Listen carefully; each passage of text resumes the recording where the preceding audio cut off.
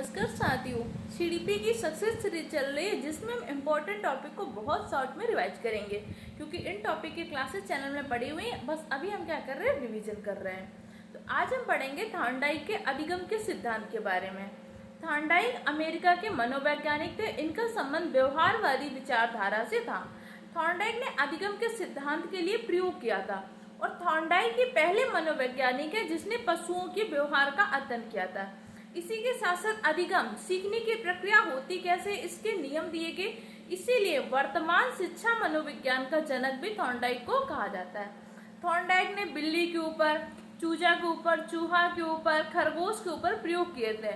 लेकिन थॉर्नडाइक का जो सबसे ज्यादा सफल प्रयोग या जिस सिद्धांत को मान्यता मिली थी वो था थॉर्नडाइक का बिल्ली के ऊपर किया गया प्रयोग। एक बार क्वेश्चन पूछा जा चुका है कि थॉर्नडाइक ने किस पशु के ऊपर प्रयोग किया था।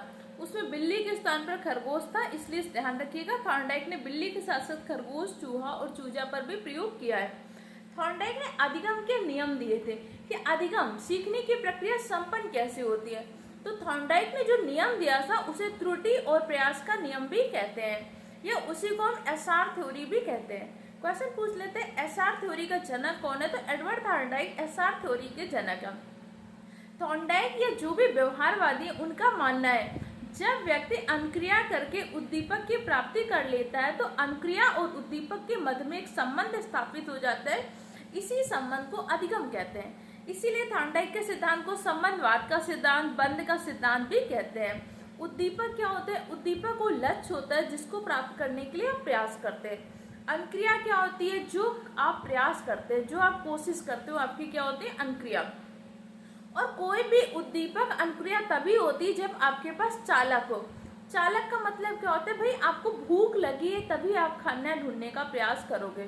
थॉर्नडाइक ने अपना प्रयोग किया था भूखी बिल्ली के ऊपर।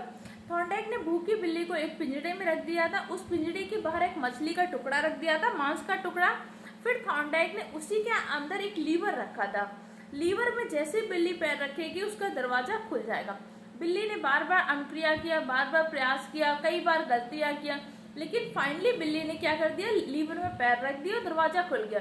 ऐसी प्रक्रिया कई बार होती रही। इस प्रकार थॉर्नडाइक ने अधिगम के सिद्धांत दिए थे। थॉर्नडाइक ने अधिगम के मुख्य रूप से 8 नियम दिए थे जिनको 2 पार्ट में डिवाइड किया गया था, मुख्य नियम और गौड़ नियम।